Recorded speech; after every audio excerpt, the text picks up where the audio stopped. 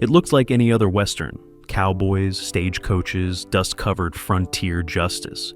But Laramie wasn't playing by the rules. Stars vanished mid-season. Stunts went wrong in ways that changed TV safety forever. And one actor, he showed up to set, carrying a grudge that nearly destroyed the show before it even aired. These are 20 weird facts about Laramie, and the bonus? A legendary musician quit Hollywood because of what happened on this show. Saddle up. This relay station has secrets.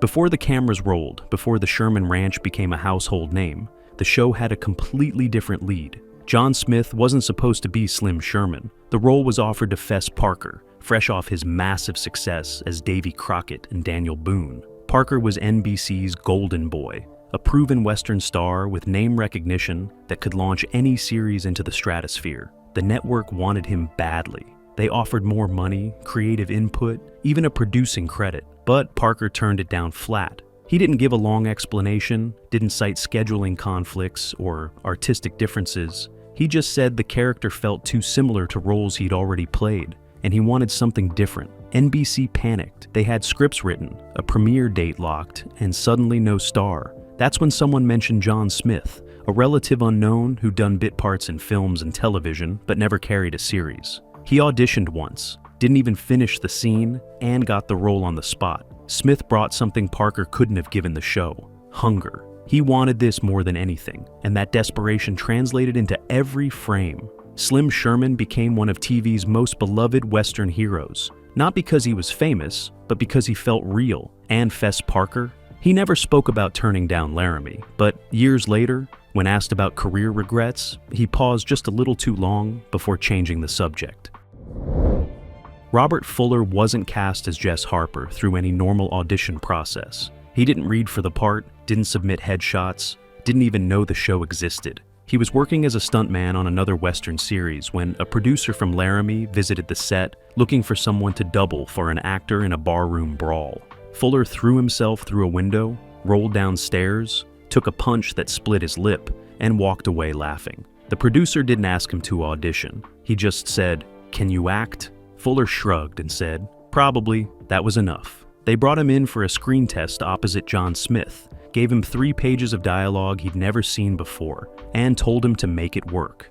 Fuller played Jess like a man with ghosts, dangerous but wounded, someone who'd seen too much and couldn't quite settle down. The chemistry with Smith was instant, crackling with tension and unexpected warmth. The network executives watched the test in silence, then immediately rewrote the series. Jess Harper was originally supposed to be a guest character, appearing in maybe 3 episodes before drifting off into the sunset. But after that screen test, they made him a series regular and restructured the entire show around the relationship between Slim and Jess. Fuller later admitted he had no idea what he was doing in those early episodes, but he kept throwing himself into danger, kept finding the truth in every line, and somehow it worked. The stuntman became a star because someone saw him bleed and thought, "That's the guy." Hoagy Carmichael was one of the most respected musicians in America when he joined Laramie. He'd written Stardust, Georgia on My Mind, songs that defined an era. NBC wanted his name because it carried weight, legitimacy in a genre dismissed as cheap entertainment. Carmichael agreed to play Jonesy, the ranch handyman, but with one ironclad condition: 2 seasons, no more. The network offered more money, better storylines, even music written into the character.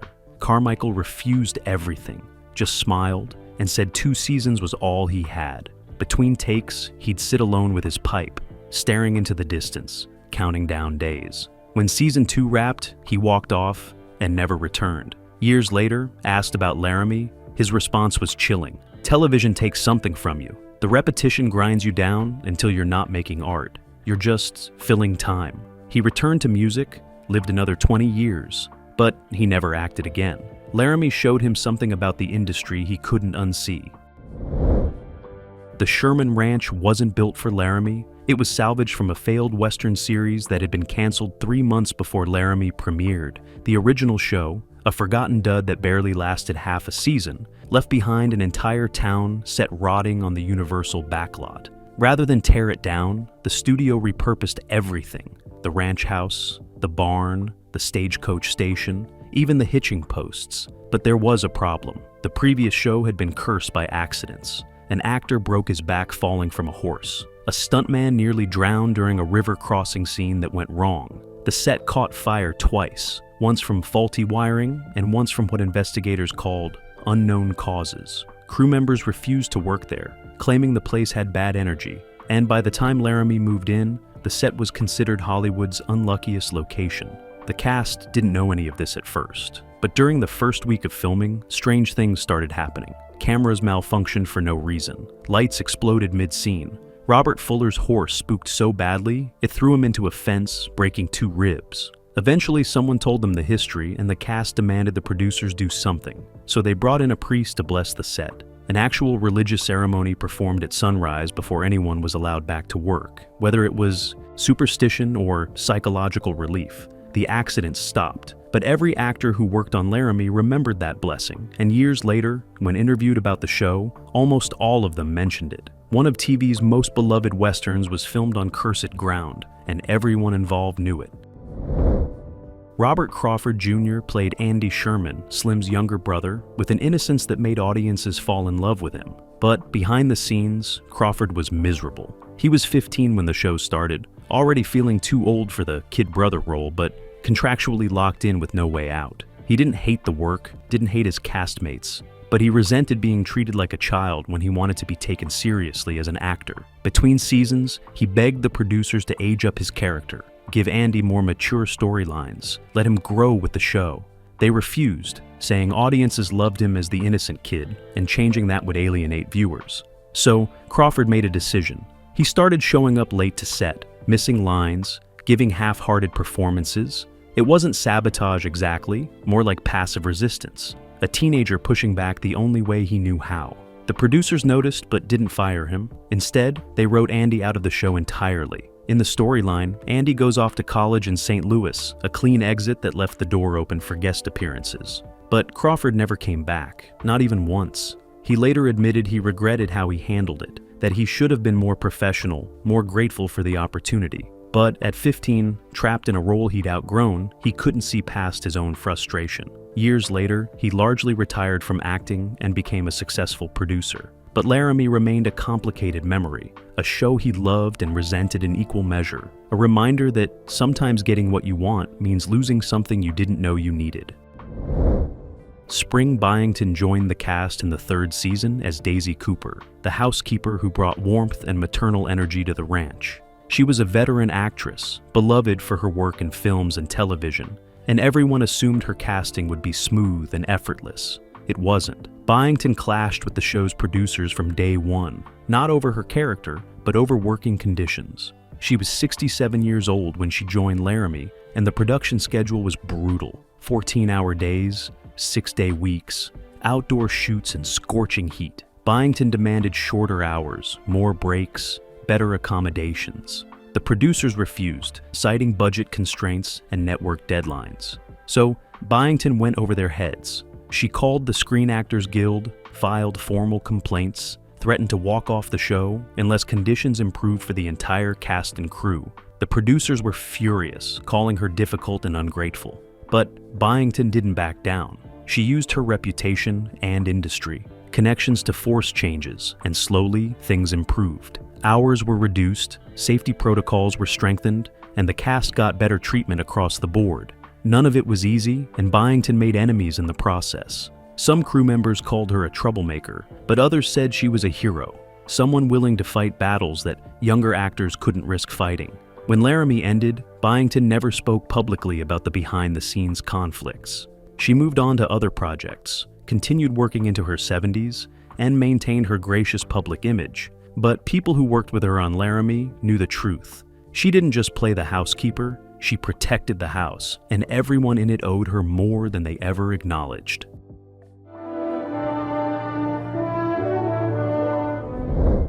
The stunt work on Laramie was legendary, pushing boundaries in ways that would be unthinkable today.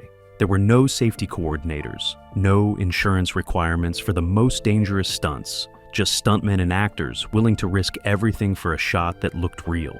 Robert Fuller did most of his own stunts, not because the producers asked him to, but because he couldn't help himself. He'd been a stuntman before he was an actor, and he trusted his body more than he trusted doubles. But during the second season, that trust nearly killed him. In a chase sequence, Fuller was supposed to leap from his horse onto a moving stagecoach, a stunt he'd practiced dozens of times. But during the take, his timing was off by half a second. He missed the coach, his body slamming into the side before he fell underneath the wheels. The horses were moving at full speed, the coach weighing over 1,000 pounds, and for a split second, everyone on set froze in horror. Fuller somehow rolled clear, escaping with nothing but bruises and a dislocated shoulder. He popped the shoulder back into place himself, walked back to his mark, and demanded they shoot the stunt again immediately. The director refused, but Fuller insisted, saying if they didn't do it now, he'd lose his nerve forever. They reset the cameras, and Fuller nailed the jump on the second take, landing perfectly on the moving coach as if nothing had happened. That take made it into the episode, and audiences had no idea they were watching a man who'd nearly died minutes before. Years later, Fuller admitted that moment changed him, made him more careful, more aware of mortality. But at the time, all he cared about was getting the shot. Because in Laramie's world, the story was everything, even if it cost you blood. John Smith and Robert Fuller had instant chemistry on screen, but off-camera, their relationship was complicated. They weren't enemies, but they weren't close friends either, existing in a strange professional tension that somehow made their performances better. Smith was methodical, studied his lines obsessively, wanted to rehearse every scene until it was perfect. Fuller was instinctive, preferred to discover moments in the moment, thought too much preparation killed spontaneity. The differences created friction, long silences between takes, separate trailers, minimal interaction when cameras weren't rolling. The crew noticed but didn't interfere, because somehow the tension translated into something electric on screen. Slim and Jess felt like real brothers, bound by loyalty but scarred by unspoken resentments, and that authenticity came from the actors' genuine discomfort with each other. But during the third season, something shifted. They were filming a saloon brawl, choreographed chaos with breakaway furniture and stunt punches. A fight broke out that wasn't in the script. Smith and Fuller actually started swinging at each other, real punches fueled by months of bottled frustration. The crew pulled them apart, both men bleeding from split lips, breathing hard, staring each other down. The director screamed, the producers threatened to shut down production, and for a moment, it looked like Laramie was over. Then Fuller started laughing. Not a fake laugh, a real one, deep and genuine. Smith stared at him for a second, then laughed too. They shook hands, apologized to the crew, and walked back to their marks. After that day, everything changed. They still weren't best friends, but the tension was gone, replaced by mutual respect and understanding. The fight cleared the air in a way words never could, and the rest of the series benefited from it. Sometimes the best working relationships are forged not in harmony, but in honest, messy, human conflict. Guest stars on Laramie often found themselves in situations no modern actor would tolerate. The show had a reputation for being rough, demanding, willing to put actors through hell for the sake of authenticity. One episode featured a young Dennis Hopper playing a volatile drifter who gets into a knife fight with Jess Harper. The scene called for Hopper to be thrown through a window, and the producers wanted it done practically. No stunt double, no safety glass. Hopper was 23 years old, hungry for any work, desperate to prove himself. He agreed without hesitation. They rehearsed the throw once just to check the angle, then rolled cameras for the real take. Fuller grabbed Hopper and launched him through the window with full force. The glass shattered. Hopper crashed through, hit the ground outside, and didn't move. The set went silent. Someone yelled for a medic. Fuller jumped through the broken window to check on him, terrified he'd seriously hurt the kid. Then Hopper sat up, bleeding from a dozen small cuts, grinning like a madman. "That was incredible," he said. "Can we do it again?" They didn't need to. The take was perfect. But Hopper's willingness to suffer for the shot became legendary among the cast. Years later, when Hopper became a counterculture icon and one of Hollywood's most intense actors, people who worked with him on Laramie weren't surprised. They'd seen the wildness in his eyes even then, the willingness to go further than anyone else, to find truth through pain. Laramie didn't make Dennis Hopper fearless, but it gave him a stage to prove he'd been fearless all along. By the end of the first season, Laramie was a hit. pulling strong ratings and earning critical praise for its grounded storytelling and complex characters. But behind the success, the show was falling apart financially. The budget was too low for the ambitions the writers and directors had, forcing creative compromises that frustrated everyone involved. Stunt sequences were scaled back, guest stars were cut from scripts, entire episodes were rewritten to eliminate expensive location shoots. The cast and crew knew something had to give, but they kept working, kept grinding through 16-hour days, kept trying to maintain quality despite shrinking resources. Then came the breaking point. A massive fire destroyed half the backlot, including key sets for Laramie. The damage was catastrophic, tens of thousands of dollars in losses, and the insurance payout barely covered half of what needed to be rebuilt. Production shut down for 3 weeks while the studio figured out what to do.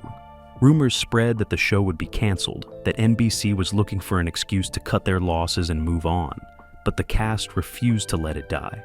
John Smith, Robert Fuller, even Hoagie Carmichael personally contacted the network, offering to take pay cuts to keep the show alive.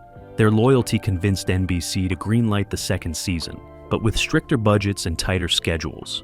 Laramie survived, but it never stopped fighting for survival, and everyone who worked on it carried that desperation into every scene.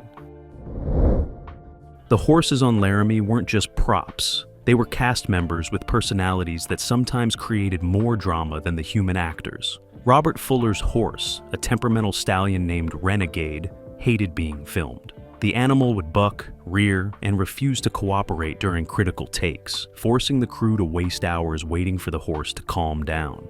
Fuller tried everything: different trainers, special feed, extra grooming sessions. Nothing worked. The horse simply didn't want to perform, and Fuller was losing his mind. During one particularly difficult scene, Fuller snapped. He dismounted, looked the horse dead in the eye, and started arguing with it like they were in a marriage counseling session. The crew watched in stunned silence as Fuller unleashed months of frustration, yelling at a horse that just stared back blankly. When he finished, Fuller climbed back on, and Renegade suddenly cooperated perfectly. The animal hit every mark, nailed every cue, performed flawlessly. Nobody could explain it, and Fuller never talked about what happened between him and that horse. But from that day forward, Renegade became one of the most reliable horses on set, as if the confrontation had established some kind of mutual understanding that only they shared. Guest star Michael Landon arrived on the Laramie set with a chip on his shoulder and something to prove. He was still years away from Bonanza superstardom, just another young actor fighting for recognition in an oversaturated Western market. His episode featured an elaborate barroom brawl with multiple stunt performers, and Landon insisted on doing all his own stunts despite warnings from the stunt coordinator. During the fight, Landon was supposed to be thrown over the bar, a simple fall with crash pads positioned for safety. But Landon wanted more impact, more realism. He told the stuntman to throw him harder to make it look brutal. The stuntman obliged, launching Landon over the bar with such force that he missed the pads entirely and slammed into the floor. The crack echoed through the soundstage. Landon lay motionless for what felt like minutes. When he finally sat up, his face was white, his breathing shallow. He'd fractured 3 ribs and badly bruised his back. The medic wanted to take him to the hospital immediately, but Landon refused, demanding they finish the scene first. They wrapped him in bandages, shot his remaining scenes in one take, and only then did Landon allow himself to be driven to the emergency room, where he spent 2 weeks in traction, recovering from injuries that could have paralyzed him. The show's opening theme became iconic, but it almost didn't exist. The original composer delivered a score the producers hated, calling it too generic, too forgettable. With the premiere date approaching, they desperately needed replacement music. That's when someone suggested using stock music from Universal's library, a cost-saving measure that would solve their problem quickly. Hoagie Carmichael heard about the plan and was horrified. He believed the show deserved original music, something that captured the spirit of the frontier, the loneliness of the relay station, the brotherhood between Slim and Jess. So, Carmichael did something unprecedented. He composed the theme himself, free of charge, working through the night to deliver a piece that felt both traditional and fresh. He presented it to the producers the next morning, played it once on piano, and walked out before they could respond. They used his composition, and it became one of television's most recognizable Western themes. But Carmichael never took credit publicly, never mentioned his contribution in interviews. To him, it wasn't about recognition, it was about protecting something he cared about from becoming just another forgotten show with forgettable music. Dan Duryea joined the cast in season 4, playing the enigmatic gambler Gandhi. His casting was controversial from the start. Duryea was known for playing villains, sleazy characters audiences loved to hate. The producers worried viewers wouldn't accept him as a sympathetic regular, but they took the risk. Anyway, what nobody expected was how Duryea would transform the show's dynamic. He brought a world weariness that complemented Fuller and Smith perfectly, creating a trio of damaged men trying to build something decent in an indecent world. But Duryea was also dying, though nobody on set knew it yet. He'd been diagnosed with cancer before joining Laramie, given less than 2 years to live. He kept it secret, showing up every day despite increasing pain and exhaustion. Some scenes required multiple takes because Duryea needed to rest between shots, and the crew grew frustrated without understanding why. When production wrapped on the final season, Duryea simply disappeared. No goodbyes, no wrap party, just gone. He died 6 months later, and only then did the cast learn the truth. Fuller broke down when he heard, realizing all those times Duryea seemed distant or tired, he was literally dying in front of them. The show ended not because of ratings, but because of politics. NBC was restructuring its programming, moving away from traditional westerns toward more contemporary shows. Laramie was still profitable, still drawing respectable numbers, but it represented an old guard the network wanted to move past. The cast learned about the cancellation from Variety, not from the producers or network executives. No phone calls, no meetings. Just a trade publication announcement that their jobs were over. John Smith was furious, calling it a betrayal after 4 years of loyalty. Fuller took it harder than anyone, retreating from Hollywood for months, questioning whether acting was worth the heartbreak. The final episode was shot under a cloud of bitterness, with the cast and crew knowing they were creating something nobody at the network cared about anymore. But they finished it anyway, delivering a series finale that honored what Laramie had been, a show about loyalty in a business that had none. When the last scene wrapped, there was no celebration, no speeches. People just packed up and left, walking away from the Sherman Ranch for the final time, leaving behind 4 years of blood, sweat, and memories nobody would ever fully appreciate. Stunt coordinator Hal Needham worked on several Laramie episodes before becoming a legendary director. His time on the show taught him something crucial. Actors would do anything if you made them believe in the shot. Needham pushed boundaries, designing stunts that terrified insurance companies but thrilled audiences. One sequence involved Fuller riding a horse at full gallop while firing a rifle at pursuing riders, then leaping onto a moving wagon in a single continuous shot. The stunt required perfect timing, extraordinary horsemanship, and a complete disregard for safety. Fuller rehearsed it twice, then insisted they do it for real. Needham positioned 5 cameras to capture every angle, knowing they'd only get one chance. Fuller mounted his horse, drew his rifle, and executed the entire sequence flawlessly in one take. The footage was so spectacular that NBC used it in promotional materials for the rest of the series. Years later, when Needham directed films like Smokey and the Bandit, he credited Laramie for teaching him that the best stunts come from actors who trust their bodies more than their minds. Fuller's fearlessness on that Wyoming relay station set the standard for everything Needham would later accomplish. Number 17. The show featured some of early television's most progressive storylines, tackling racism, corruption, and moral ambiguity in ways that made sponsors nervous. One episode centered on a black family facing persecution from local ranchers, with Slim and Jess defending them despite community backlash. NBC received hundreds of complaint letters. Advertisers threatened to pull funding, and Southern affiliates refused to air the episode. The producers faced enormous pressure to shelve it, to pretend it never existed. John Smith went to war for that episode, threatening to quit if NBC caved to the pressure. He argued that Laramie had a responsibility to tell uncomfortable truths, that Westerns weren't just about gunfights and cattle drives. They were about the birth of American values and the ugly struggles that came with it. His passion convinced the network to stand firm. The episode aired as scheduled, albeit with reduced advertising. Ratings actually increased, proving audiences wanted more than simple shoot-'em-ups. But the backlash had consequences. Future scripts were scrutinized more heavily, controversial storylines were softened or rejected, and the creative freedom the writers once enjoyed slowly disappeared.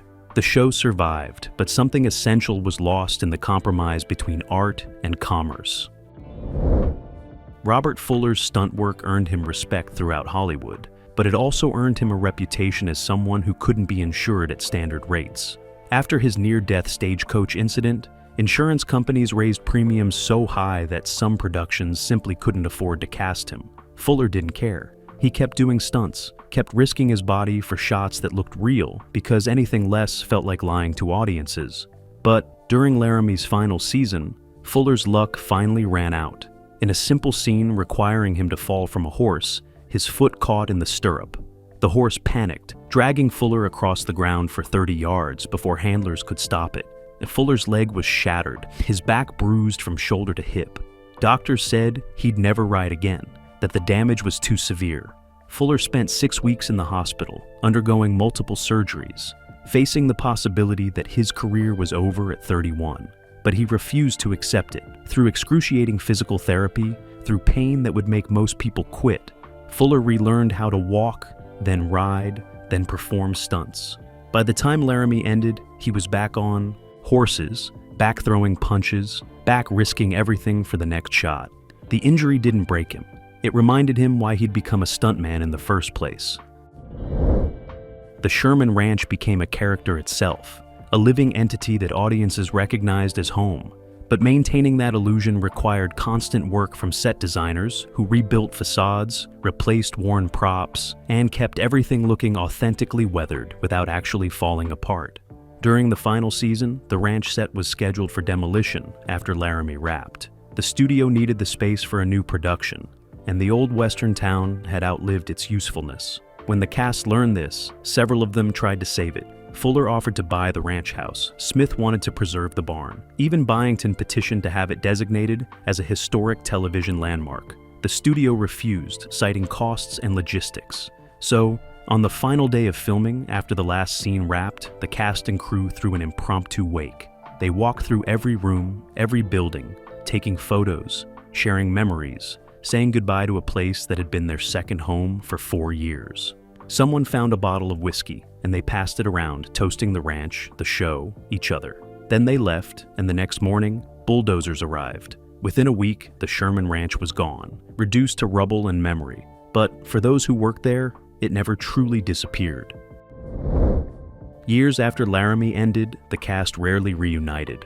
There was no nostalgia circuit, no convention appearances together, no reunion specials. They'd moved on to other projects, other lives, and Laramie became something they'd done rather than something they were. But in 1995, Fuller organized a small private gathering at his ranch. He invited Smith, tracked down surviving crew members, even reached out to guest stars who'd appeared in memorable episodes. Only a handful showed up. But for one afternoon, they were back at the relay station. They told stories nobody else would understand, laughed about disasters that had seemed catastrophic at the time, mourned colleagues who hadn't survived the decades. Someone brought old scripts, and they did a table read of their favorite episode, older voices delivering young dialogue, wrinkled hands holding yellowed pages. It wasn't sad exactly, but it wasn't purely happy either. It was recognition of something that had mattered, work that had meant something, even if the world had forgotten. When the afternoon ended, Fuller walked everyone to their cars. He didn't say much, just shook hands and hugged old friends. And as they drove away, he stood alone in the dust, watching them disappear over the horizon, just like the final shot of so many episodes. The relay station was closed. The riders had moved on, but the memory remained. Johnny Crawford, Robert Crawford Jr.'s older brother, and a star on The Rifleman, visited. The Laramie set during the first season to support his younger sibling. What he saw disturbed him enough that he never returned. Crawford witnessed the brutal working conditions, the dangerous stunts, the way young actors were pushed beyond reasonable limits. He later said, watching his brother treated as expendable convinced him that the entertainment industry was fundamentally exploitative, that success came at a cost most people never saw. When Robert left Laramie, Johnny encouraged him to quit acting entirely, to find something healthier, something that wouldn't destroy him. Robert didn't listen immediately, but years later, when he finally retired from acting, he called his brother and admitted he'd been right all along. Laramie had been exciting, memorable, occasionally magical, but it had also been a warning about what happens when art demands blood. And sometimes the smartest thing you can do is walk away before the relay station takes everything you have.